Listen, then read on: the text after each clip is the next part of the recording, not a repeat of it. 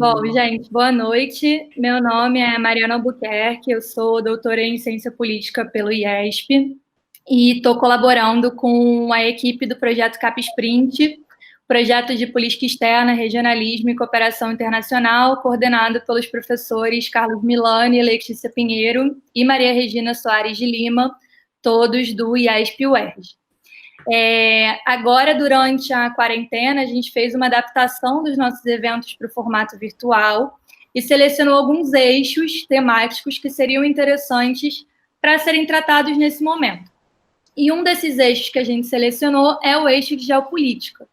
E essa nossa atividade aqui de hoje se insere exatamente nesse eixo de geopolítica. A ideia é que a gente possa conversar hoje sobre uma região que tem se tornado cada vez mais uma região essencial para se pensar em equilíbrio de poder internacional, em organizações internacionais, em relação entre os estados no sistema internacional. Então, hoje, o objetivo da gente fazer essa conversa aqui é falar um pouco sobre a geopolítica da Ásia. Então, temos aqui hoje o professor Carlos Milani, que dispensa maiores apresentações, mais um dos coordenadores do projeto, professor lá do IESP, que vai fazer uma fala inicial, falando um pouco sobre alguns conceitos da geopolítica e falando um pouco sobre o papel da China nessa nova ordem. Temos também a presença da professora Letícia Simões, da Universidade La Salle, de Niterói, aqui também no Rio de Janeiro, que vai falar um pouquinho sobre a perspectiva da segurança no leste e no sudeste asiático, regiões que, infelizmente, aqui no Brasil costumam ser menos estudadas, mas que não são menos importantes.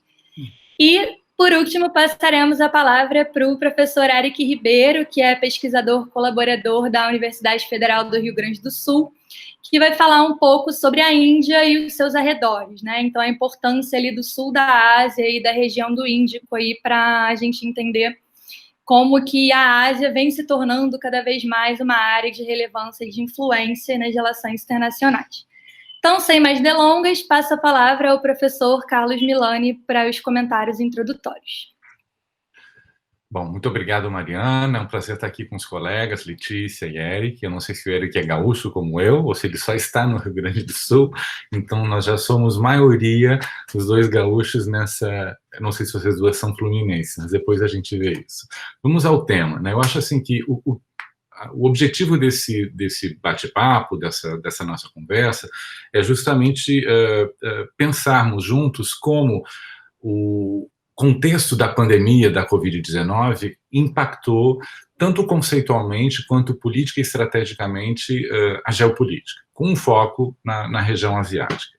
Eu acho que antes de chegar na região asiática, é importante a gente parar para pensar um pouco sobre como a geopolítica enquanto conceito, enquanto prática, se construiu ao longo do tempo e como ela é altamente, tanto conceitualmente como na sua qualidade mais prática, de políticas implementadas ou grandes estratégias implementadas por estados e por outros atores internacionais, ela é altamente reproblematizada, ressignificada com a emergência de ameaças de natureza transnacional, como é o caso de uma ameaça sanitária, de um vírus que desconhece fronteiras, que desconhece poderio militar, que desconhece capacidade econômica. A gente percebe que inúmeros estados do centro do sistema internacional demonstraram gigantescas vulnerabilidades, ou seja, o risco dessa ameaça transnacional desconhece todas essas categorias tradicionalmente muito centrais nas análises,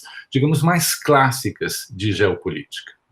Eu não estou com isso querendo dizer que as categorias de Estado, de política estratégica, de território nacional, de soberania não sejam mais importantes no cenário da geopolítica contemporânea. Mas eu acho que é sim chegado o momento, e talvez a Covid-19 tenha emblematicamente impactado, né, esse tabuleiro de xadrez, para a gente também pensar que o tabuleiro não é só de xadrez, né? Talvez haja outros jogos que precisam ser pensados para, metaforicamente, nos remeter ao conceito e às práticas da geopolítica.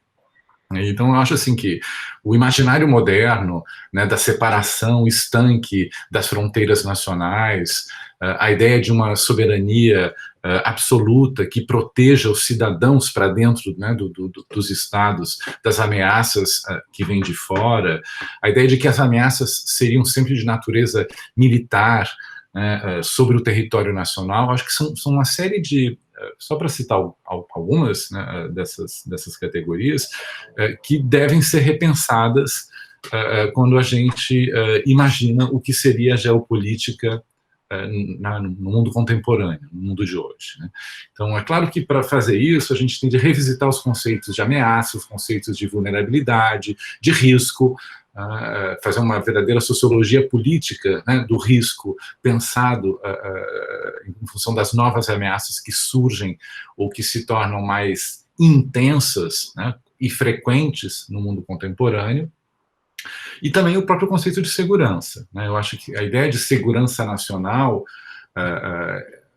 eu sempre fui muito crítico, né, das visões muito pós-modernas, muito construtivistas nas relações internacionais, mas sendo muito realista, eu acho que é impossível a gente negar que, para sermos realistas no mundo contemporâneo, a gente tem de levar em conta as ameaças transnacionais, né? E, portanto, ressignificar segurança, né? Então, eu acho assim, que é um esforço teórico importante, né, com o qual a gente vai ter de se deparar, para quem se interessa pelos temas de política internacional, geopolítica, segurança internacional, porque certamente o conceito de segurança internacional, o conceito de segurança coletiva, o conceito de segurança nacional não dão conta, né, mais para a gente pensar os diferentes níveis de responsabilidade do Estado em matéria de segurança, né? É claro que o Estado tem que proteger as suas fronteiras, a sua integridade territorial, senão ele deixa de ser Estado, certo? Mas é claro que o Estado também tem de proteger as suas populações, né, a sua sociedade, né, os indivíduos que ali dentro habitam, né? E eu diria que há um terceiro tripé fundamental, que talvez essas ameaças de natureza mais ambiental, mudanças climáticas, por exemplo, né, os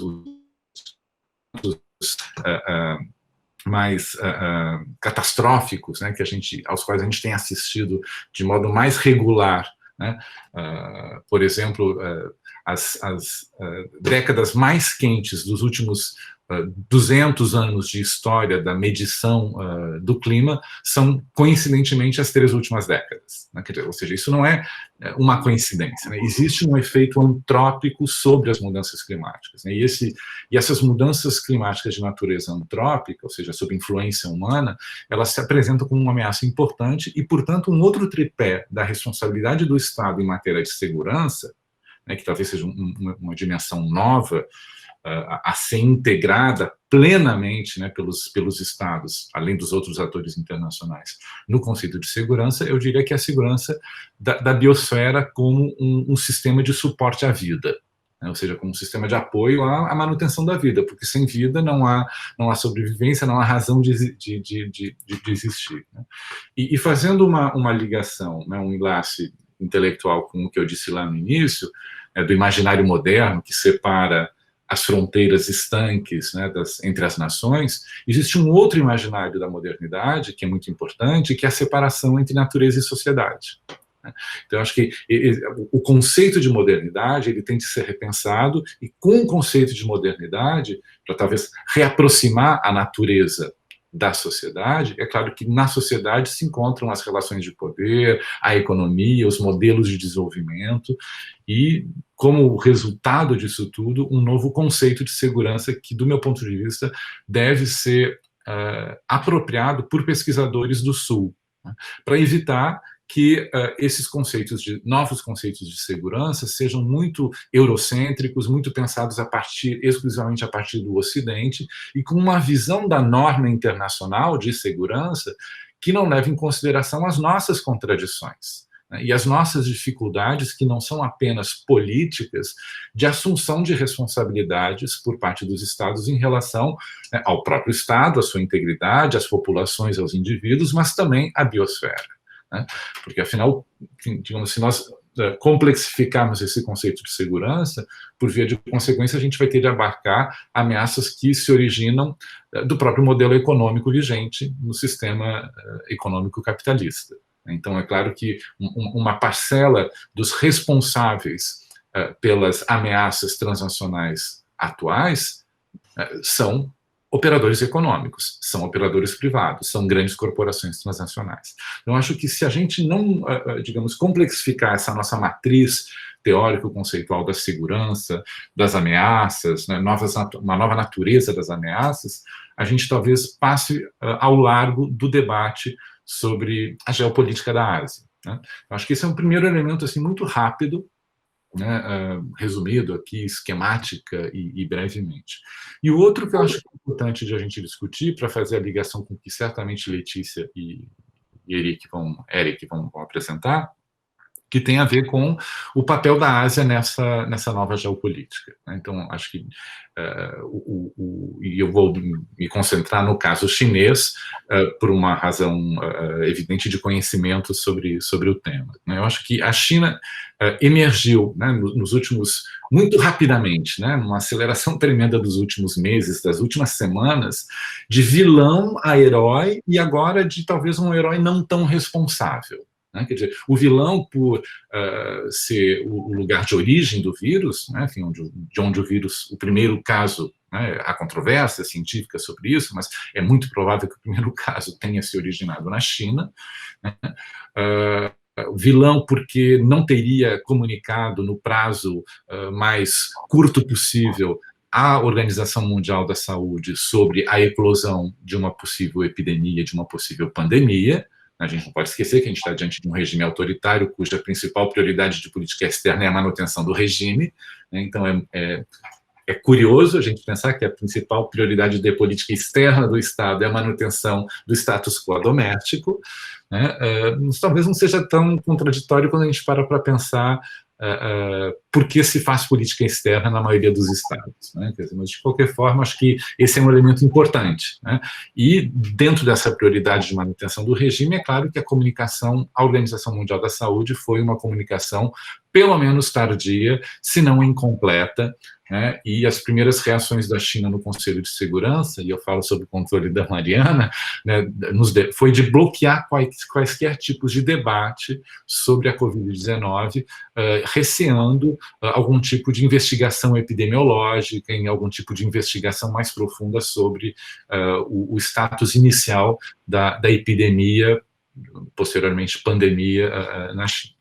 Certo? Eu acho que assim, a China começa como um vilão, depois ela se apresenta, tenta se apresentar como, digamos, um caso exitoso de diplomacia, de cooperação em matéria de saúde, né? Se falou muito na mídia internacional sobre a diplomacia das máscaras, né? E hoje volta-se a um debate sobre, será que a China terá capacidade de assumir, diante do contexto pós-pandemia, responsabilidades efetivas no que diz respeito a esse tipo de ameaça, e é um ponto de interrogação porque há muitas controvérsias sobre a capacidade da China de assumir essa responsabilidade, haja visto o seu regime interno.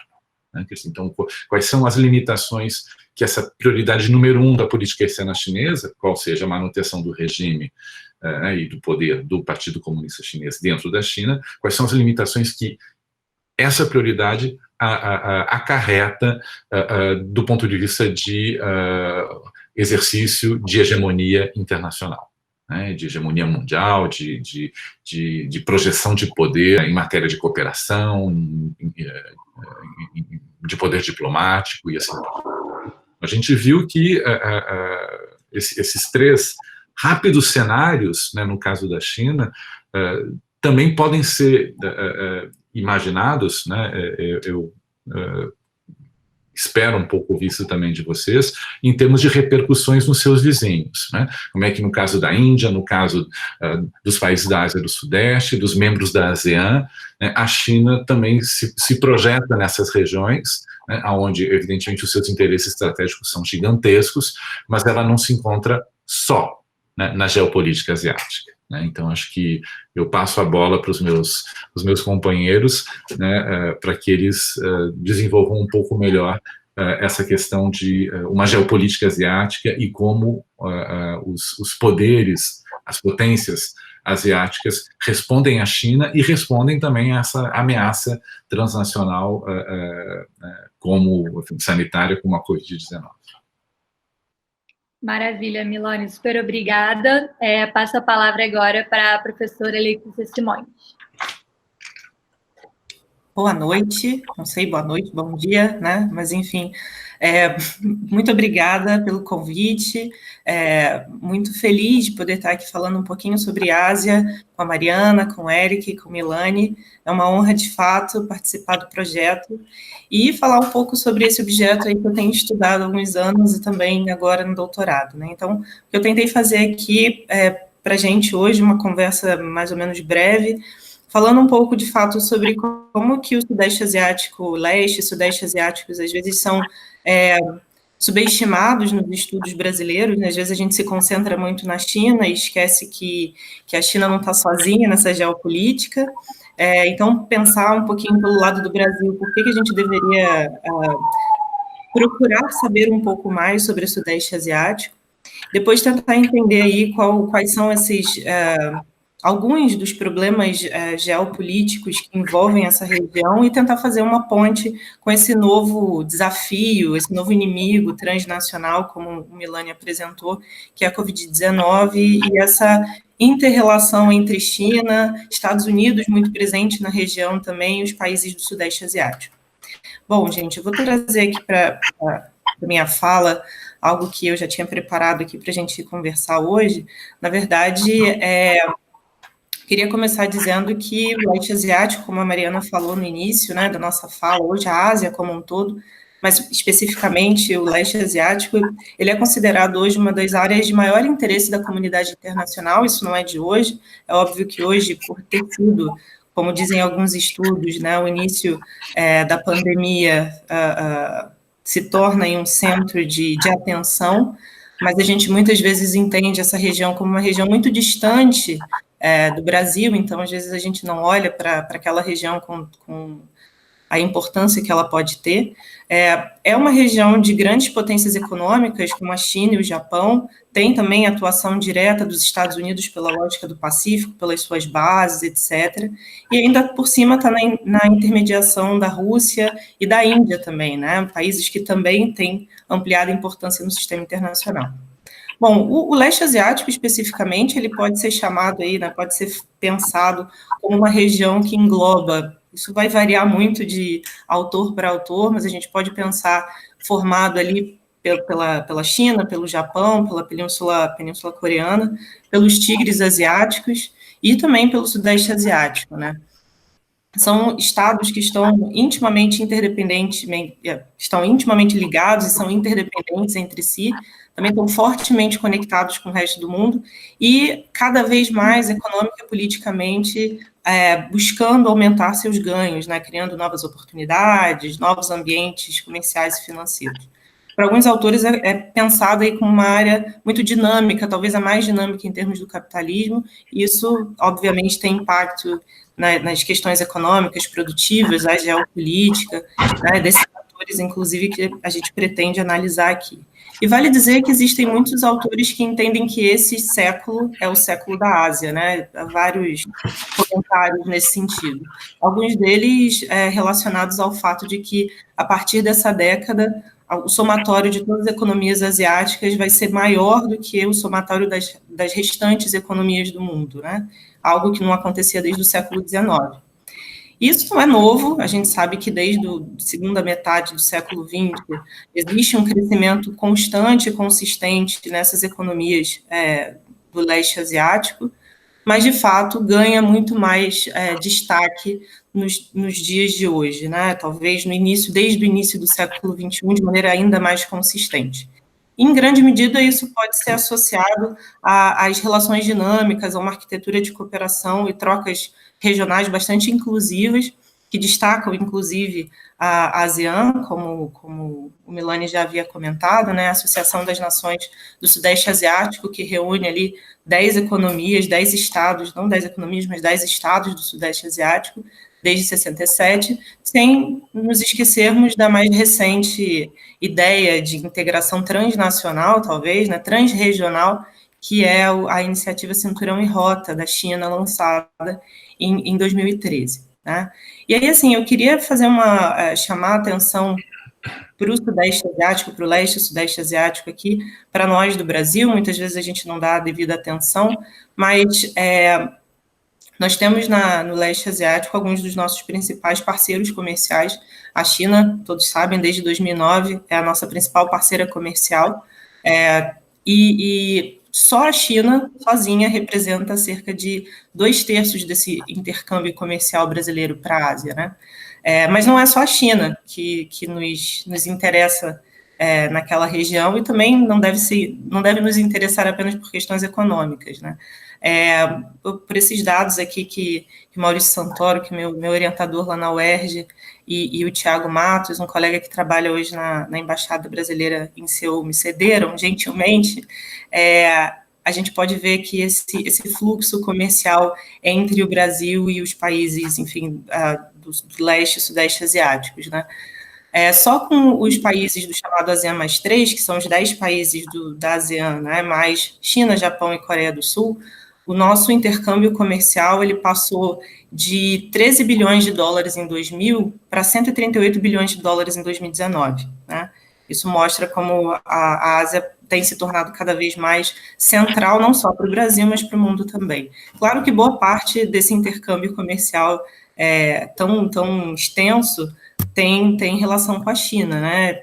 Hoje em dia, em 2019, esse valor foi de 138,5 bilhões de dólares, né, de intercâmbio comercial, enquanto lá em 2000 era de 13 bilhões. Mas eu queria chamar a atenção também para o Sudeste Asiático, né, para esses 10 estados de industrialização e desenvolvimento recente que formam a ASEAN. São pequenos estados, mas a gente tem um intercâmbio comercial que passou de 2,3 bilhões de dólares em 2000 para 19,4 bilhões de dólares em 2019.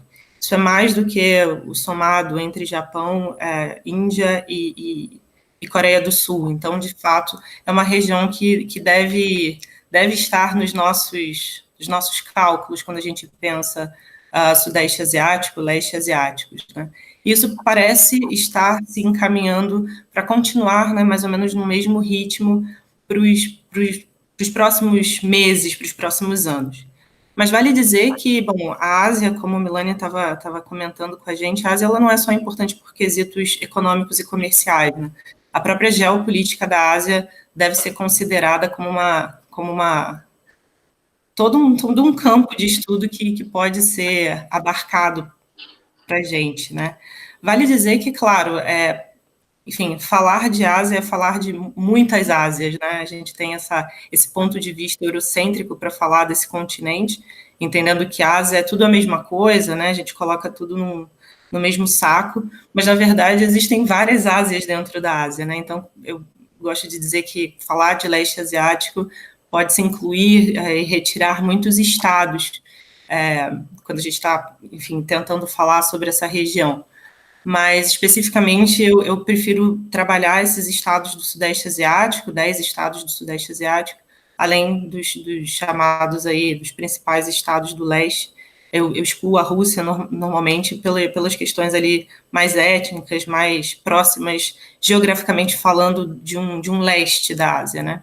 Então, especificamente aqui, a minha fala passa por países como Tailândia, Malásia, Indonésia, Singapura, Filipinas, Mianmar, também ali Vietnã, Laos, Camboja, Brunei, aí além, claro, de China, Japão e Coreia do Sul. Esses estados, conjuntamente, né, os estados do Sudeste Asiático formam a ASEAN, e os outros 3 formam o que a gente chama de ASEAN +3. E essa região é uma região bastante complexa e que também possui aí seus diversos desafios de segurança tradicionais, como algumas disputas territoriais, eu vou falar de algumas delas aqui, mas também, né, agora, mais recentemente, vemos a questão do Covid-19 agitando ali a região.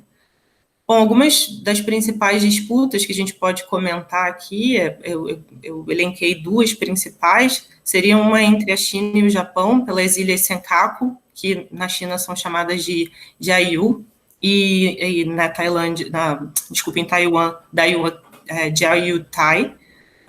São uma disputa por ilhas, né, naquela região que, enfim, perpassa China, Japão, Taiwan, mas também os Estados Unidos. É por uma questão territorial, de mar territorial, mas também de recursos naturais que essas ilhas têm.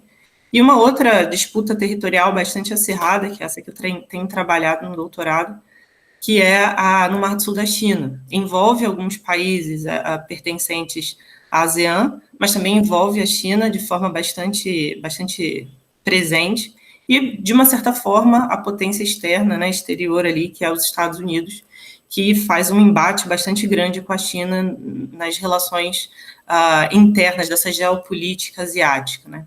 Então, vale dizer que a gente tem aí Filipinas, Vietnã, Tailândia, Brunei, Indonésia disputando com a China partes do Mar do Sul da China, não só por questões de rota, mas também por questões ligadas a recursos naturais, desde pesca a petróleo e as próprias rotas marítimas, né? Vale dizer que a Ásia, o Mar do Sul da China, tem ali algumas das principais rotas marítimas do mundo, passando pelo Estreito de Malaca, pelo Estreito de Taiwan, e, enfim, toda essa questão acaba perpassando muitas disputas que não incluem apenas a China e os estados menores da ASEAN, mas também incluem a potência externa dos Estados Unidos, que tem bases na região, tem frotas na região, enfim, não quer permitir que a China expanda seu poder nesse que é entendido por muitos o seu exterior próximo, né?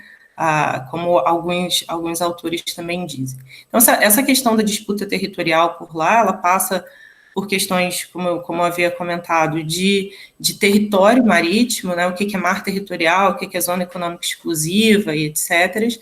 Existe uma sobreposição dessas reivindicações, ainda mais porque o Mar do Sul ele é um mar semifechado, né? Como se considerado uma bacia, é um golfo, e aí a gente tem sobreposições de reivindicações de estados. E essas reivindicações já levaram, inclusive, a estados como Filipinas e Vietnã a fazer denúncias na ONU contra a China por, digamos, uma assertividade chinesa muito grande na região. Filipinas e Vietnã levaram digamos, foram vistos, né, por esses tribunais ad hoc como corretos em fazer essa reivindicação, essa denúncia contra a assertividade chinesa, mas a China não aceitou o pleito por parte desses dois estados. Por outro lado, os Estados Unidos insiste que a China tem aí uma postura, digamos, negativa em relação aos estados do Sudeste Asiático, mas também não faz parte da UNCLOS, que é justamente a divisão da ONU que trata sobre questões de território marítimo, né? Enfim. Mas isso tudo para fazer um comentário que tenta conectar, enfim, essas questões de segurança tradicionais, de reivindicações territoriais por parte de estados da ASEAN, mas também da China, com essa nova ameaça de segurança que é a questão da Covid-19, né? Vale dizer que esses estados, eles passaram a estão ali localizados muito próximo à China, sentem de perto essa pressão que é ter a China como um vizinho tão próximo, claro, entendem que a China também é uma porta de muitas oportunidades, né, de muitas parcerias, trabalham a partir dessas parcerias, mas também sentem a ameaça de ter um Estado que cresceu muito rapidamente, que investe nas suas forças armadas, que quer estar patrulhando, quer estar presente no seu exterior próximo. Em relação à Covid-19, mais recentemente eu estava fazendo uma pesquisa bem no início dessa semana, a gente viu que, eu pude ver pelos números da ASEAN que que o número de infectados nos países da ASEAN cresceu muito rápido, do início de maio para agora, 50 mil pessoas para 105 mil pessoas, ou seja, mais que dobrou, mas o número ele parece ainda controlado, apesar de serem maiores do que os números oficiais da China, né, ou muito próximos, pelo menos o número de mortes, né, que está ali em torno de 3 mil mortes.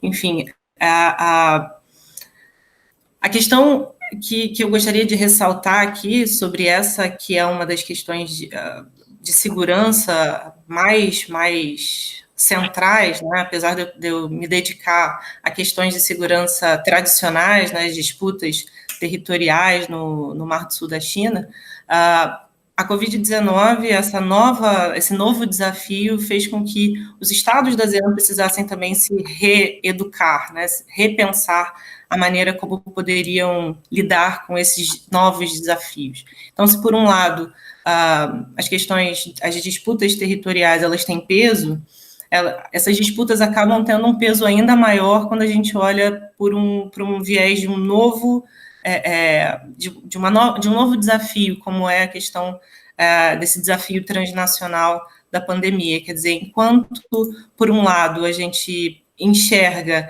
que os estados eles têm desconfianças mútuas, que não são recentes, são desconfianças mútuas de muito tempo, entre si, e tem também desconfianças para com a China. E essas desconfianças, elas parecem que são redobradas ou potencializadas, digamos assim, com um novo desafio transnacional, que parece que torna esses desafios e essas próprias desconfianças ainda maiores. Ainda mais quando a gente tem um player externo, que é o caso dos Estados Unidos, tendo uma relação não cooperativa com a China, pelo contrário, né, de uma postura muito mais combativa, tentando acusar, tentando elevar o status de vilão, como o Milani comentou no início da fala dele. E aí aquela região, que já é uma região delicada, já é uma região cheia de conflitos internos, de disputas tradicionais, parece a ser uma região ainda mais instável, justamente porque esse novo desafio parece tornar todos os outros ainda maiores. Bom, vale dizer que, para finalizar aí a minha fala, para não passar demais o nosso tempo, que a ASEAN tem tentado enfrentar a Covid-19 a partir de uma postura mais cooperativa, né? Então, nos últimos summits com os líderes governamentais, o que foi pleiteado foi um fundo para tentar recuperar essas economias, esses estados da ASEAN afetados pela Covid-19, não só pela doença, mas também por problemas econômicos, né? Já que aqueles estados eles estão numa região muito dinâmica, que depende do comércio, depende das trocas, e todas essas trocas ficaram em suspenso por algum tempo. Então, o que me parece estar sendo desenvolvido dentro da ASEAN, por enquanto, assim, né, nessas perspectivas mais recentes, é uma busca por uma cooperação interna para tentar a resolver um problema que é de todos, né, um problema transnacional. Por outro lado, eu enxergo aí essa relação da China com os Estados Unidos, que já é, digamos, potencializada por questões de seguranças tradicionais, sendo ainda mais elevadas a um status, digamos, preocupante por esse novo essa nova narrativa de quem é a culpa, né, e de quem é a responsabilidade também. Bom, espero ter contribuído um pouquinho com isso que eu preparei para a gente hoje. Muito obrigada, de novo, pelo espaço. Bom, contribuiu um pouquinho, não, contribuiu muito, Letícia. Foi ótimo, aprendi muito, anotei bastante coisa, inclusive uma pergunta que eu acho que conecta com o que o Milani falou antes, mas aí a gente deixa para o final, que é um pouco essa noção de segurança tradicional e uma nova concepção de segurança que englobe aí também uma perspectiva humana, né? Mas aí a gente guarda para daqui a pouquinho. Vou passar agora a palavra, então, para o Eric Ribeiro, pesquisador da Universidade Federal do Rio Grande do Sul. Muito obrigada, Eric. Boa noite a todos, obrigado pela apresentação, Mariana, é um prazer estar aqui com vocês. Em primeiro lugar, eu acho importante a gente ressaltar que as potências asiáticas, elas são potências de desenvolvimento tardio, como é o caso do Japão, como é o caso da Coreia do Sul, da própria China,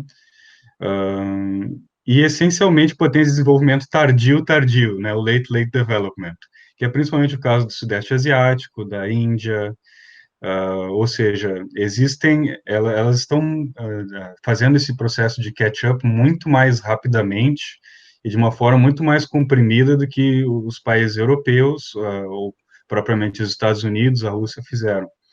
Ou seja, os desafios que emergem dessa compressão no tempo de um processo de modernização acabam afetando fundamentalmente isso que a gente estava falando do ponto de vista da segurança humana. Ou seja, você tem ali uma modernidade avançada, século XXI, que convive com aspectos pré-modernos que desapareceram da Europa no início do século XX. Então, acho importante a gente fazer essa diferenciação, porque exatamente esses problemas climáticos, os problemas de sustentabilidade, eles são muito mais agudos nesses países, eu acho, em especial no sul da Ásia. Eu vou voltar um pouquinho na história depois, quando a gente for falar de geopolítica, né?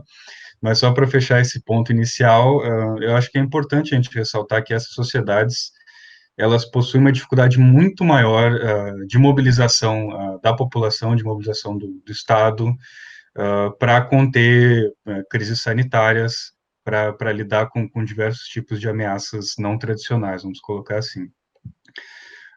Falando um pouco, então, sobre o que é o papel do sul da Ásia nesse ecossistema que a Letícia e o Carlos apresentaram para nós, historicamente, aquela região do subcontinente indiano é de colonização britânica. Ela era tida como a coroa, a joia da coroa do Império Britânico, pelo seu ponto como entreposto entre o Ocidente e o Oriente. Mas não só isso, a gente não pode esquecer que a Inglaterra só se tornou a grande potência mundial, a potência hegemônica no século XIX, por causa da colonização na Índia e por causa dos recursos que ela extraía de todo esse mercado que ela explorava. Então, a gente não pode falar de uma hegemonia britânica sem falar que a Índia foi o pilar dessa hegemonia britânica, tanto que, em determinado momento, o PIB indiano era, inclusive, maior do que o da Inglaterra europeia, né? Inclusive, isso foi se degradando ao longo do tempo. A Inglaterra tinha um sistema extrativo muito predatório, então, apesar de terem construído uma infraestrutura básica, terem dado instituições modernas, digamos assim, para a Índia, foi uma região que foi subdesenvolvida de uma forma bastante drástica, né, durante o período colonial, e quando ocorre o período de descolonização, da partição, a gente observa que até hoje os mesmos problemas identitários daquela região prosseguem. Ou seja, você tinha todo um subcontinente que fazia parte de um mesmo território contíguo, historicamente falando, antes dos britânicos chegarem, inclusive, e ele é partido em duas partes, sendo que o Paquistão acaba sendo dividido entre leste e oeste, né, o que é o atual Bangladesh, a parte leste fazia parte do Paquistão, e dividido em linhas religiosas, muito também pelo papel político que os britânicos jogaram no sistema de dividir para governar. Ou seja, esses problemas causados naquele período de acirramento de um conflito religioso que até então, no período pré-colonial, não era tão acentuado, existiam governantes hindus e muçulmanos que governavam com relativa paz, ou seja, sem tensões religiosas. A partir daquele momento se torna claro que seria impossível aqueles novos países naquela geografia do subcontinente indiano conviverem de uma forma harmoniosa. A Índia, digamos assim, se colocou um papel mais de aceitação do status quo, não teria muito como mudar aquela realidade, e o Paquistão passou a ter um papel revisionista, especialmente no caso da Caxemira, né, que é uma das grandes disputas territoriais do mundo atualmente. Então, por conta dessa disputa identitária, muito da visão do Paquistão de mundo é baseado na nação muçulmana no sul da Ásia, ou seja, ele seria o abrigo dos muçulmanos nessa região. Mas, por outro lado, a Índia tem mais muçulmanos no seu território do que o Paquistão no seu próprio território. ou seja, a própria ideia do Estado paquistanês desde o início, e a busca da soberania na Caxemira é, digamos, uma forma de mobilização da população, de manutenção de um Estado pretoriano dominado pelos militares e pelos serviços de inteligência. Então, digamos, o Paquistão é o grande elemento formador de causa ali naquela região, especialmente após a guerra soviética no Afeganistão, na década de 70 e 80, que possibilitou, digamos, a instrumentalização da insurgência jihadista e desses movimentos para a criação de um sistema de caos constante. E, ao mesmo tempo, a gente percebe que a Índia tem problemas internos também, não só socioeconômicos, como também de grupos paramilitares, grupos insurgentes que atuam contra o Estado indiano, especialmente na região leste e nordeste do país. Por conta desses problemas domésticos, tanto do ponto de vista socioeconômico quanto do ponto de vista da proteção territorial, a Índia é vista por muitos como o gigante dos pés de barro. Ou seja, ela precisa resolver primeiro esses problemas domésticos para ter uma projeção internacional mais decisiva na grande potência, que é o objetivo declarado da nação indiana, de todos os líderes, de todas as matizes políticas. Esse é o grande objetivo, elevar a civilização indiana ao papel que ela merece no sistema internacional. E, nesse sentido, esse é o principal ponto de conflito com a própria China, porque a China está montando, tanto no leste asiático, quanto na Ásia Central, quanto no próprio Oceano Índico, com os países africanos, e na própria Sul da Ásia, está montando um sistema sinocêntrico, ou seja, todos os caminhos levam à China. O Belt and Road Initiative, antigamente era nomeado de um cinturão, uma rota, ou seja, todos os caminhos saem e voltam à China. A China seria o centro econômico, o eixo econômico dessa, digamos, da grande Eurásia e do espaço ali dos oceanos Pacífico e Índico. E a Índia não quer ser um junior partner de nenhuma potência. Desde a independência, ela sempre teve uma posição não alinhada, e ela mantém essa posição até hoje, que ela chama de autonomia estratégica, mas basicamente é uma evolução das políticas da Guerra Fria, no sentido de que ela pode eventualmente se aproximar de uma potência ou de outra, mas ela não vai aceitar participar como um parceiro menor ou um subordinado num sistema hegemônico de outra potência. Uma das principais características da política externa indiana desde o seu início é uma postura anti-hegemônica, seja contra a hegemonia estadunidense, contra a hegemonia dos soviéticos na Ásia Central, seja contra qualquer projeto hegemônico chinês no leste asiático. Por outro lado, ela não tem tanta capacidade para resistir a essas pressões. Então, uma forma que ela encontra de contornar esses problemas é se apoiar em uma parceria tecnológica de defesa e nuclear com os Estados Unidos, ao mesmo tempo em que ela toma iniciativas autônomas em direção ao leste asiático. A Índia e o leste asiático, eles têm um intercâmbio cultural, social e econômico que data de milênios atrás, mas durante um grande período a Índia esteve alijada desse processo, especialmente no período histórico contemporâneo.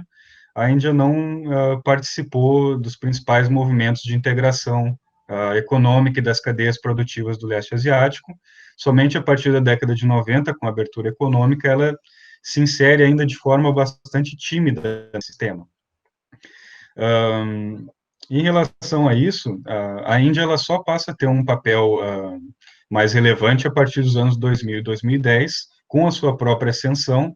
Ela passa a ter uma pauta comercial e de investimentos maior com esses países, e, obviamente, o que baseia também a política externa indiana é a noção de que ela precisa formar coalizões com os países regionais para estabelecer uma espécie de balança de poder com a China. Ou seja, a Índia se vê como o grande elemento definidor do equilíbrio regional, e esses países também veem a Índia como esse papel, exatamente porque os Estados Unidos, principalmente depois do governo Trump, mas mesmo com o governo Obama, os Estados Unidos, após a crise de 2008, não são vistos mais como confiáveis, ou como tendo um papel de longo prazo determinante nesse equilíbrio. Ou seja, a partir do momento em que eles escolherem alguma espécie de acordo ou acomodação com a China, ou escolherem recuar por uma política externa isolacionista, como é o caso que está acontecendo agora, esses países ficam sem ter a quem recorrer, a não ser eles próprios. Então, a ideia indiana é muito alicerçada também na ASEAN como um centro de mediação diplomática, de diálogo e também de equilíbrio de forças, e, obviamente, numa parceria mais próxima com o Japão, que é um país que, historicamente,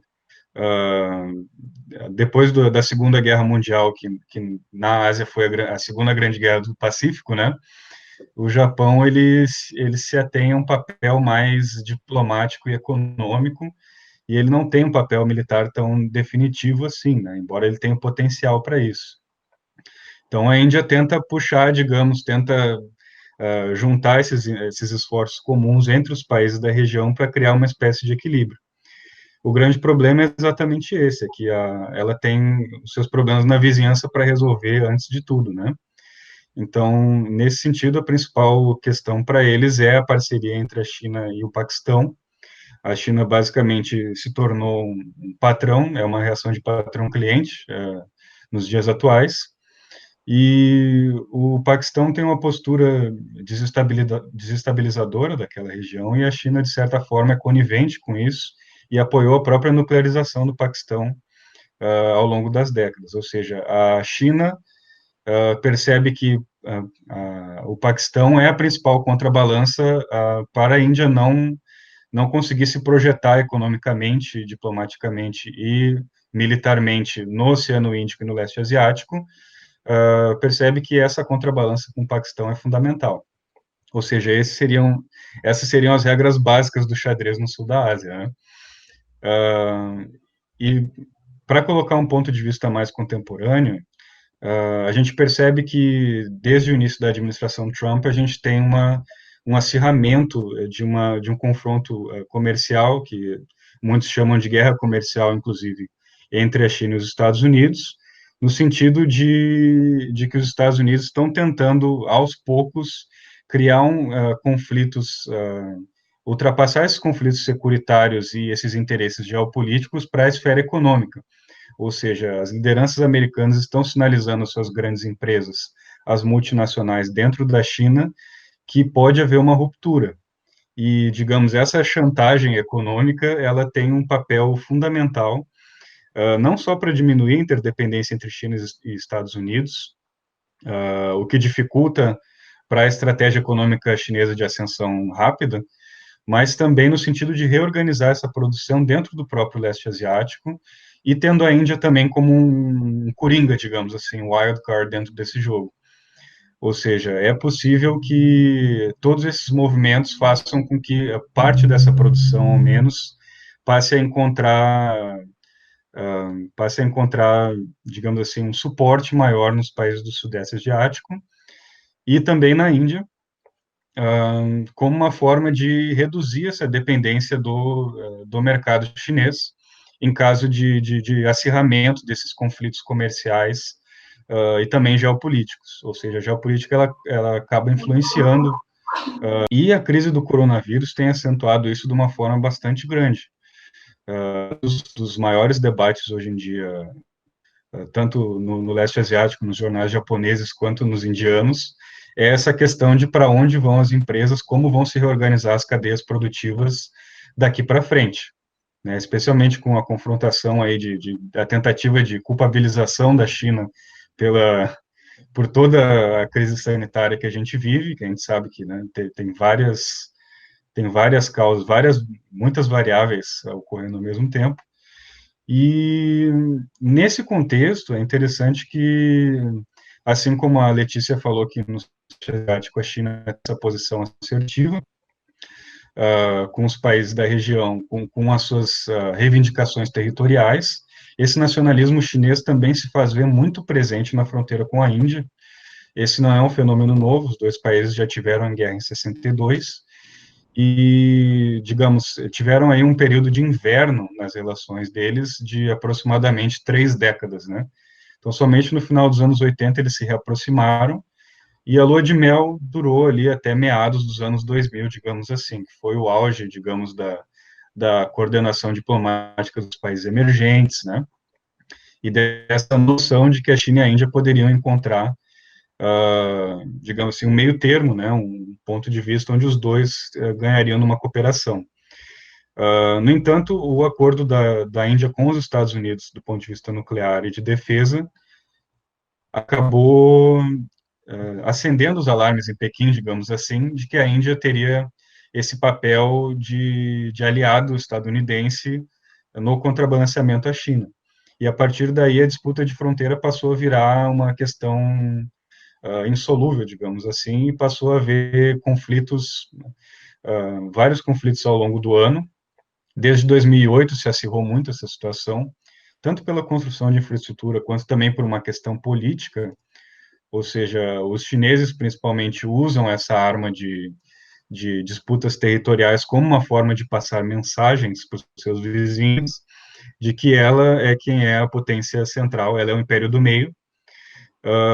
E, por outro lado, a Índia também cada vez menos aceita essas provocações e responde com uma postura mais assertiva no sentido de demarcar a posição e de proteger esses territórios. Obviamente, essas crises, em 2017 teve uma crise muito séria, eu estava morando lá naquela época, inclusive, e pude perceber que a situação era muito fluida. Eu estava trabalhando com militares da ativa, formados, inclusive, e a gente discutia todas as espécies de cenários, estava muito em aberto, especialmente porque a Índia estava defendendo o Butão, naquele caso, na crise de Doklam, que aqui, acho que na mídia ocidental não chegou nos headlines, né? Não chegou nas manchetes desse lado do mundo, mas daquele lado a gente discutia de forma muito séria o que estava acontecendo, exatamente porque o acirramento desse nacionalismo chinês traz muita dúvida de qual é a estabilidade do regime, aí linkando com o que o professor Milani falou, de qual é a estabilidade desse regime, no que se baseia a legitimidade dele, se é no crescimento econômico, mas também nesse nacionalismo com características populistas crescentes digamos assim, de reparação das humilhações históricas que potências externas submeteram a China ao longo dos séculos, e dessa visão de uma China como um império do meio, retomada da China como império do meio, e de não aceitar provocações e não aceitar um não, especialmente em questões territoriais, de outras potências, né? Ou seja, a China ela resolveu historicamente suas disputas territoriais com outros países de uma forma relativamente pacífica, inclusive com a própria Rússia quando chegaram ao acordo na Ásia Central, mas a Índia é vista como, digamos, o país que pode realmente ter esse papel de balanceamento, e por isso ela eventualmente também como uma forma de sinalização política, né?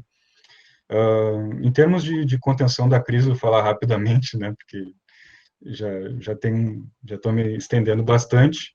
A Índia foi um dos primeiros países a decretarem o lockdown no início de abril. Naquele momento, a crise já estava se espalhando pela Europa, e os indianos perceberam que quando os primeiros casos começaram a chegar, espalharia muito rápido e não teria como controlar uma população de 1,3 bilhão de pessoas.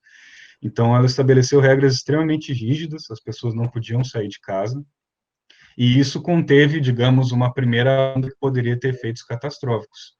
Quando a gente fala em uma taxa de mortalidade de 1, 2%, na Índia, na casa dos milhões de pessoas, se a população for infectada em grande escala. Então, houve uma política muito forte de contenção nesse sentido, tanto que a gente vê, digamos assim, casos mais acentuados apenas na região de Mumbai e de Delhi, que são as grandes metrópoles, e nas outras regiões o vírus está praticamente controlado, em algumas, inclusive, tem distritos que não tiveram casos, mas, pelos números, a gente percebe que tem crescido recentemente, então é uma grande incógnita ainda, a gente não tem como saber até quanto tempo esse lockdown pode ser mantido. Alguns relaxamentos já foram feitos em áreas de menor risco, Mas é realmente imprevisível o impacto sanitário, o impacto humano dessa crise em países. Eu falo da Índia porque é o mais organizado. Ela tentou, digamos, reunir esforços em torno da SAARC, né, que é a Organização de Cooperação e Integração do Sul da Ásia, mas principalmente pela negativa do Paquistão, não houve nenhuma iniciativa assim de grande monta, a não ser alguns milhões de dólares que a Índia destinou para esse combate coletivo, digamos assim. E a situação é mais preocupante ainda, especialmente no caso do Paquistão, porque é um estado autoritário, embora ele tenha eleições tecnicamente democráticas, é um estado controlado pelo establishment militar. Então, a gente não tem muita noção do que está acontecendo lá, provavelmente, se a gente fala em subnotificação, até mesmo em países de maior transparência, né, e de maior nível de renda, no caso paquistanês e de Bangladesh e de outros países da região, é muito complicado. Por enquanto, a Índia tem sido um dos países mais eficientes no combate à crise. Ela tem um número de testes bastante interessante, ela produz bastante material hospitalar. Inclusive, por causa da crise, ela se tornou um dos maiores produtores de equipamentos de proteção individual. Então, ela, digamos, há esse retorno da questão nacional e do nacionalismo econômico na Índia, muito por conta da crise do coronavírus também.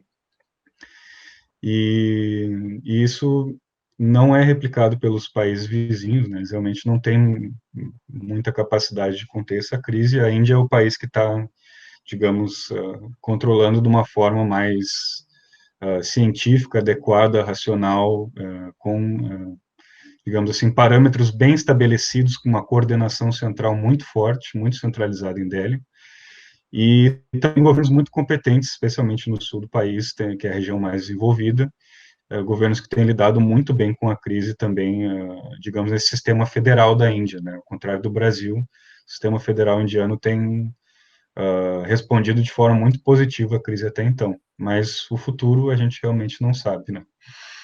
Mas eu queria agradecer a vocês pela atenção e partimos aí para as perguntas, para o nosso debate. Obrigado. Érico, muito obrigada. Eu anotei 2 temas que eu acho que pode ser legal a gente continuar o debate. Aí, de repente, eu falo e passo a palavra ao Milani, se ele quiser complementar alguma outra pergunta ou já responder alguns dos que eu falei. E depois, Letícia e Érico fiquem à vontade para responder. O primeiro é um pouco na linha do que a gente estava conversando no começo sobre as ameaças de segurança tradicional que ainda persistem, né, naquela região. Apesar de estar caminhando também para conflitos mais na área comercial e outros temas como mudanças climáticas, enfim, ainda é uma região que tem, nas disputas por território e nas questões de fronteira, problemas-chave, né? Então, eu queria ouvir um pouco de vocês, se vocês acham que está acontecendo na Ásia algum tipo de coordenação para minimizar esse tipo de problema e fazer face aos Estados Unidos de alguma forma. E eu penso nisso muito por conta da Organização para a Cooperação de Xangai, né? Assim, a China ter se aproximado da Rússia, a Índia ter entrado nessa organização posteriormente, junto com o Paquistão. Então, a gente tem, na Ásia, uma organização de segurança que trata de questões de fronteira, que trata de terrorismo, por exemplo, que tem mais potências nucleares do que a própria OTAN. Então, de que forma esse equilíbrio de poder de forma coordenada na Ásia vocês consideram que pode, ou que já faz, tem algum papel geopolítico importante? E o outro ponto é que a gente falou bastante sobre a questão da transparência dos dados, né, na atual crise do coronavírus. Então, como que foi difícil, por exemplo, a gente bater o martelo de que as informações que vieram da China foram fidedignas, principalmente em relação ao início da pandemia e a contagem de mortos. O Érico falou bastante sobre a questão do Paquistão também. E no Sudeste e no Leste Asiático, a gente também tem alguns governos que não são conhecidos historicamente por serem exatamente democráticos, né? Então, eu queria saber de vocês qual vocês acham que é o papel desestabilizador da Coreia do Norte nesse cenário, que a gente não recebe muita informação aqui no Brasil, quase não está recebendo nenhuma informação, mas é um país que tem uma conexão central com a China, que tem no seu histórico problemas com os seus vizinhos ali também, né? Então, eu queria ouvir um pouquinho de vocês que vocês acham que a Coreia do Norte pode representar como desafio aí nesse contexto de geopolítica asiática? Então, Milani, se quiser comentar mais alguma coisa. Fazer uma pergunta, na verdade, aos dois convidados, né, a Letícia e ao Eric. Eu acho que vocês dois tocaram muito corretamente nesse ponto sobre o aumento em termos de intensidade dos nacionalismos. Enfim, no caso indiano, isso já vinha de alguns anos, do ponto de vista político, do ponto de vista cultural, religioso, mas que agora também adentraria um campo econômico. Em que medida o fato de a gente ter vivenciado, e estamos ainda vivenciando uma crise sanitária global, uma pandemia, pode levar a saúde a um status de aquilo que a gente chama, né, nas teorias de RI mais realistas, de high politics, né, e em que medida, em função disso, os estados, nos seus modelos de desenvolvimento, não têm de adaptar suas máquinas econômicas respectivas a fim de se tornarem um pouco mais autossuficientes, ou pelo menos diminuírem a sua dependência em relação aos grandes fornecedores de equipamentos na área de saúde, etc. A Índia é um caso, enfim, já é uma potência na área de saúde, em termos de produção de insumos para várias vacinas, etc. E eu achei interessante na fala do Eric ele lembrar que parece que há uma reconversão rápida no caso indiano de aumentar a sua capacidade de produção de equipamentos de proteção individual, máscaras, etc.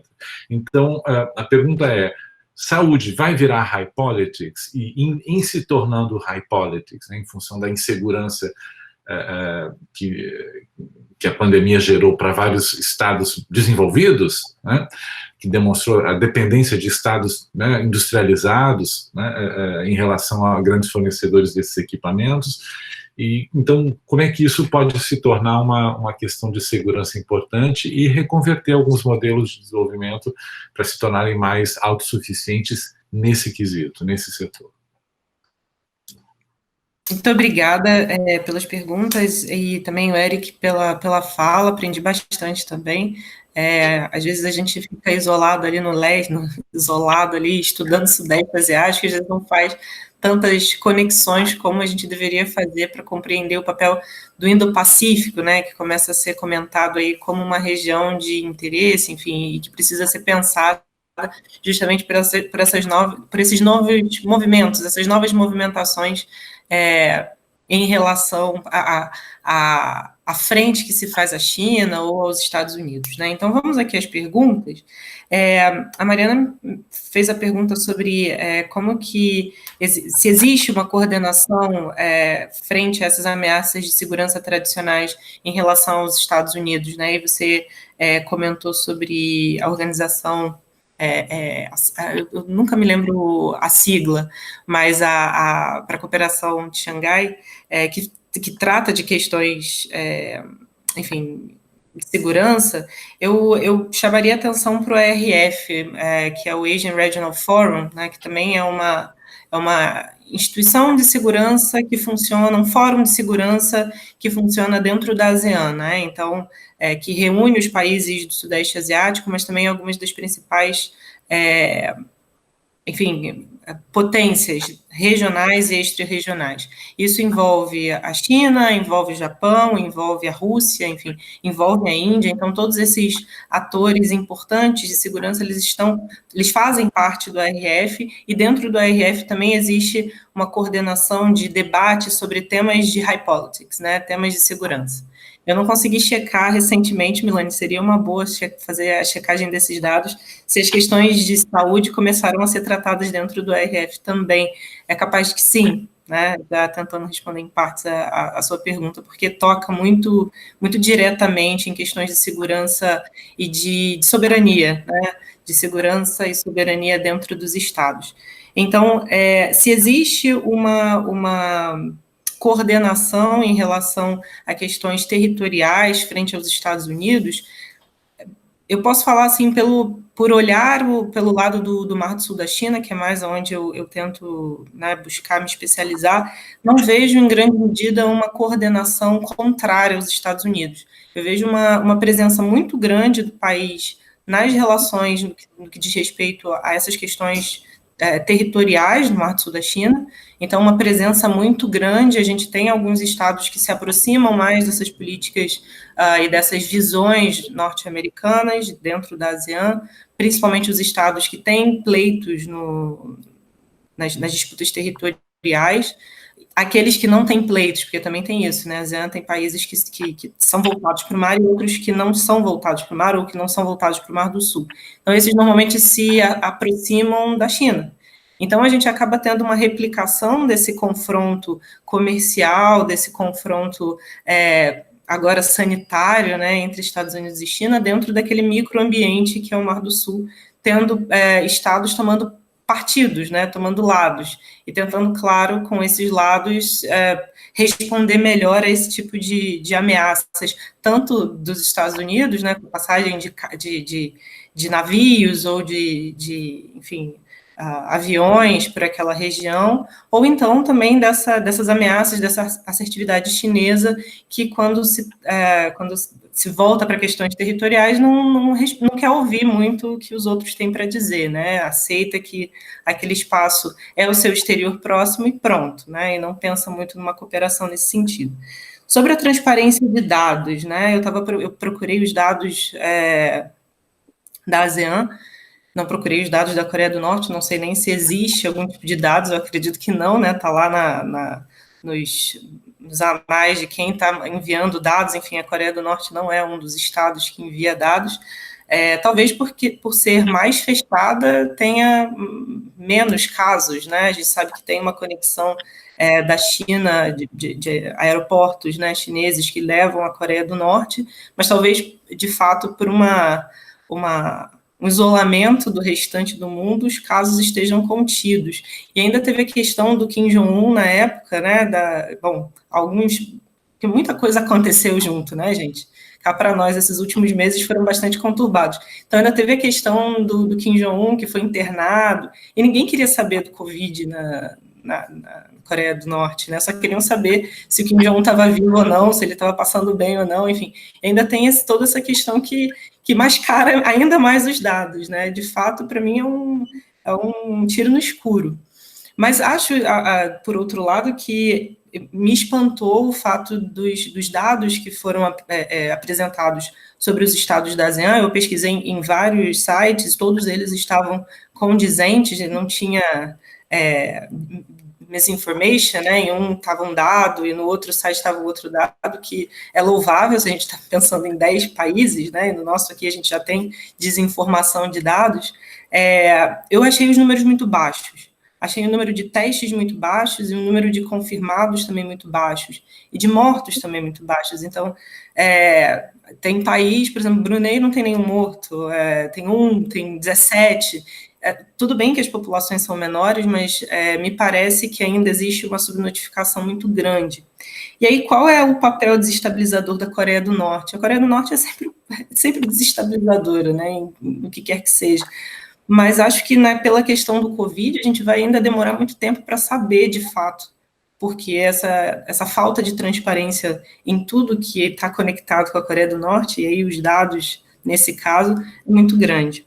E aí, para fechar, talvez a resposta, saúde como high politics, eu acho que quando eu estava escrevendo ali o texto que eu tentei balizar aqui a minha apresentação, eu estava pensando sobre isso, né? Até que ponto a saúde não se eleva ao status, né, do high politics, não por uma questão humanitária, né, mas por uma questão de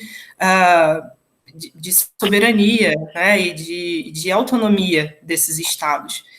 Quando a gente percebe que boa parte dos estados dependem daquilo que a China produz, do que a Índia produz, para proteger a sua própria população e, talvez mais importante ainda para os governos, a sua própria economia, a questão da saúde se torna, de fato, muito delicada e talvez passe a ganhar cada vez mais destaque, não pela questão humanitária, mas pela questão da autonomia. E eu acho que isso acaba parecendo muito, muito claro quando a gente fala do Sudeste Asiático, quando a gente fala desses estados, talvez até aqueles que estão mais vulneráveis, né? Quando a gente olha para a Europa também, e a gente sente que os estados percebem que eles fizeram escolhas talvez erradas nesse sentido, porque não estavam esperando esse tipo de ameaça transnacional, que vai fazer a gente repensar uma série de conceitos e, de fato, de posturas dos estados, né? Então, acho que pensar a saúde como as crises sanitárias e saúde como high politics, eu estava falando, né, não é algo novo, mas que já faz tanto tempo que a gente não estava pensando sobre isso, né? E agora que aconteceu, pegou todo mundo desprevenido, boa parte dos estados desprevenidos, e aí faz com que a gente pense novamente sob uma outra perspectiva a questão de saúde global, sim. Obrigada, Letícia. Eric, quer responder? Vamos lá. Bom, sobre a questão da Coreia do Norte, realmente, eu acho que a Letícia já respondeu, né? Enquanto o Kim Jong foram meses complicados, né? O Kim Jong-un apareceu num resort e tem outros para esses lados aqui andando a cavalo, né? Mas enfim. Para responder a sua pergunta, então, as perguntas, na verdade, né? O tema da OCX, na verdade, era um tema de pesquisa que eu trabalhei há anos atrás. Eu escrevi um artigo em 2015 sobre o tema, quando já se havia confirmação de que a Índia e o Paquistão entrariam na organização. E, digamos, como vocês comentaram, a gente fala muito sobre a Ásia marítima, a Ásia, digamos assim, mais avançada economicamente, a Ásia que puxa esse século asiático, o século XXI, globalização, integração econômica, mas, na verdade, eu te diria que tem muita coisa escondida nas entranhas da Ásia, né? Na Ásia Central, no Oriente Médio, que, na verdade, para os asiáticos se chama Ásia Ocidental, né? Ou seja, é só na nossa perspectiva que se chama Oriente Médio, na verdade, ali é a Ásia Ocidental, né? Lá na Índia, por exemplo, eles chamam de West Asia, né? Então, digamos, é parte do ecossistema deles, né? Geopolítico, digamos assim. O que eu posso te dizer? Eu percebo que existe a OCX, ela passou por diversos momentos, digamos assim. Na sua criação, ela foi uma espécie de ela tentou, digamos, reduzir as diferenças de percepção e o antagonismo entre a China e a Rússia na Ásia Central. Esse foi o papel principal da OCX no primeiro momento. Enquanto a fronteira sino-russa estava sendo resolvida, eles pensaram, bom, o que nós vamos fazer com o espaço pós-soviético? A gente pode fazer um projeto, digamos assim, de cooperação ali, uma espécie de ensaio para a redução dessas tensões que existiam entre os dois países, que praticamente durante toda a Guerra Fria, ali, desde o final da década de 50, foram rivais, né? Foram propriamente inimigos, né? Então, digamos, nesse primeiro momento, ela teve o papel de tensionar. Na época era chamado de Grupo de Xangai ainda, né? E aí depois, quando ela se torna a Organização para a Cooperação de Xangai, em 2001, na esteira da intervenção americana no Afeganistão, e também da presença militar que os Estados Unidos passou a ter em alguns países da Ásia Central, e depois com a invasão do Iraque também, ou seja, a Rússia e a China observaram que os Estados Unidos estavam se tornando um grande problema na sua periferia, e com projetos de engenharia social, de promoção de democracia, com nenhuma base, com uma base totalmente esfarelada, né? Não existia ali com pré-condições mínimas para se estabelecer regimes democráticos estáveis naquelas regiões, tanto no Afeganistão quanto no Iraque, né? Então, digamos, a OCX, ela surge, na visão do Ocidente, como uma possível aliança anti-OTAN e, posteriormente, como uma espécie de clube de ditadores, quando, na verdade, ela era simplesmente uma organização contra a desestabilização da periferia sino-russa, né? Ou seja, era exatamente tentar frear esse avanço americano que criava cada vez mais desordem naquela região. Ou seja, ela passou a ser uma coalizão anti-hegemônica, né? A trabalhar por uma nova ordem que não passasse pelos valores americanos promovidos naquela época, que era exatamente, seja do lado liberal quanto do lado conservador, era de promover essas mudanças de regime e essa engenharia política e institucional nesses países, né, que foi um projeto bastante fracassado. E acredito que na última década, especialmente a partir de 2015, se observa que a OCX ela ganha novas roupagens, ela foi de algumas formas revitalizada e de outras ela se tornou mais complexa e de mais difícil ação. Basicamente, a função dela é ser uma organização de cooperação securitária, do ponto de vista de combate ao terrorismo, ao extremismo religioso, a grupos que tentem subverter a ordem dos estados regionais, mas ela passou a ter um caráter também de, digamos assim, de ser um elo entre os projetos de integração da Rússia, o projeto da União Econômica Eurasiana, com os projetos chineses do Cinturão em Rota. Ou seja, ela passou a ter um papel ali de integração eurasiana também, que não era parte da sua agenda original, né? Passou a ter um clube que discutia questões energéticas, inclusive com os parceiros observadores e de diálogo. Então, ela, digamos, ela mudou a sua cara. E com a entrada da China, desculpem, com a entrada da Índia e do Paquistão, também se coloca um caráter da OCX em ser uma espécie de mediador de conflitos regionais. Ou seja, a gente observa que os Estados Unidos estão saindo do Afeganistão, especialmente a partir de 2014, e um ano depois se anuncia que a candidatura indiana e paquistanesa, que estava pendente há anos para se tornarem membros permanentes, ela é, digamos assim, acelerada também para reunir esforços para coordenar essa transição no Afeganistão. Ou seja, é impossível você resolver a situação política no Afeganistão sem você conversar com o Paquistão, sem você conversar com a Índia, por vários motivos, mas principalmente o Paquistão, porque ele tem uma relação simbiótica com os grupos insurgentes naquela região, especialmente o Talibã. E o grande receio também desses países era de que aquele terreno ali se tornasse fértil para, digamos, um ressurgimento do Estado Islâmico. Essa era uma preocupação muito forte também. Então, digamos que a OCX ela passa a ser, nesse momento mais recente, uma tentativa de integração eurasiana, ao mesmo tempo que tenta mediar os conflitos regionais. Por outro lado, a inclusão da Índia e do Paquistão nesse cenário ela é bastante problemática, porque são dois países que não conseguem se reconciliar de nenhuma forma. E, aparentemente, a China não tem interesse em, digamos assim, disciplinar a postura paquistanesa, né? A gente observa que o Paquistão, mesmo se tornando cada vez mais dependente da China, ele mantém a postura agressiva e revisionista em relação à Índia, e isso nos sinaliza de que os chineses também têm um interesse em manter essa ambiguidade, né? E, ao mesmo tempo, tentar resolver os problemas regionais e impedir, inclusive, a ameaça ao seu interior, no caso do Xinjiang e da população uigur, dos quais muitos grupos se organizam no próprio Afeganistão. Então, existe uma questão bastante complexa e a posição da China é ambígua, exatamente porque ela tem diversos interesses ali, né? Ela tem interesse em proteção do seu próprio território, em conter, digamos, uma expansão maior da Índia, assim, ela mantém a relação de patrão-cliente com o Paquistão, e, ao mesmo tempo, ela quer que a situação do Afeganistão se resolva para, digamos assim, estabilizar a situação do continente asiático. Então, tem muitas variáveis atuando ali. A Rússia tem um papel mais estabilizador, né? A Rússia que avança mais esse projeto da OCX como mediadora, enquanto a China avança mais a ideia da OCX como projeto de integração. Eu acho que é isso. E sobre a pergunta do professor Milani,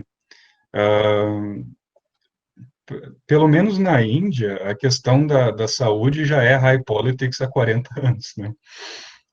Desde do final da década de 60, início da década de 70, a Índia tinha uma dependência externa muito grande de medicamentos, e naquela época começaram a surgir começaram a ficar mais rígidas as leis de patentes internacionais, e queriam obrigar a Índia pagava royalties e tudo mais, e era muito cara a importação e a produção daqueles medicamentos para a população indiana, que já era gigantesca naquela época. Ou seja, a partir dali, a Índia teve alguns surtos epidêmicos naquela época também, que, digamos assim, reforçaram a ideia de que o país a questão dos medicamentos era uma questão de soberania nacional. Então, a partir de então, ela decide, na década de 70, ela decide quebrar, ignorar as leis de patente, e começar a produzir, quebrar as patentes dos remédios, começar a produzir eles domesticamente. É aí que, digamos assim, floresce a indústria farmacêutica indiana, que hoje em dia é a maior produtora de genéricos do mundo. Inclusive, para dar um dado bem ilustrativo disso, 40% dos genéricos consumidos nos Estados Unidos são importados da Índia. Ou seja, nos países africanos também os medicamentos indianos estão presentes em todos os países, praticamente. No próprio Brasil também é uma das pautas de comércio bilateral, são os farmacêuticos. Um dado mais recente da crise, para dar uma noção de como a Índia deu um salto adiante nessa questão da saúde como segurança nacional. Em termos de testes para o coronavírus, por exemplo, a Índia fazia 25 mil testes em março, por dia, né? E atualmente ela faz 120 mil testes, né? E existem cerca de 1.000 laboratórios nacionais produzindo esse teste, ou seja, eles rapidamente internalizaram essa tecnologia e passaram a produzir os testes nacionalmente. E como eu tinha comentado anteriormente, dos kits de proteção, para dar um dado bastante básico, até o ano passado a Índia produzia 47 mil kits por ano. E aí, no final de março, o Ministério dos Têxteis na Índia pediu para as empresas nacionais que prestavam serviços para grandes marcas internacionais para começar a produzir esses kits domesticamente. E ao final de maio, a Índia já produzia 450 mil kits por dia. Ou seja, o que ela produzia anualmente anteriormente, agora ela produz 10 vezes esse número diariamente. E por conta disso, ela se tornou o segundo produtor mundial e exportar várias peças, vários tipos de equipamento para outros países que estão necessitando nesse momento, né? E mencionar também a Índia faz parte da Aliança Global pela pesquisa e produção da vacina para o coronavírus, e que o Brasil entrou também, né? A Índia, desde o início, já faz parte desses esforços. E tem vários laboratórios indianos pesquisando vacinas domésticas também. Então, digamos, eles sabem que esse ecossistema é fundamental para a segurança, para a soberania de um país de 1 bilhão e 300 milhões de pessoas, né? Eric, super obrigada também a Letícia pela resposta de vocês. E aí eu queria passar a palavra ao Milani para ele, enquanto coordenador do projeto, fazer aí uma palavra final, mas já deixo aqui o meu agradecimento a vocês dois, e foi um evento de alto nível, aprendi muito com vocês dois, com vocês três, na verdade, e agradecer novamente a participação e por terem aceitado o convite tão prontamente, foi ótimo. E Milani? As palavras finais são de agradecimento, de reconhecimento, né, ao trabalho de vocês, à contribuição de vocês, e de agradecimento por terem se disponibilizado nesse contexto tão tenso, né, embora estejamos em geografias diferentes, e as geografias importam, não é mesmo?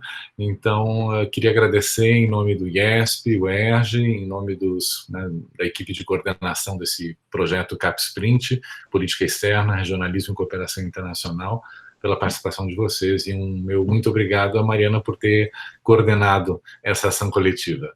Muito exitosa. Obrigado.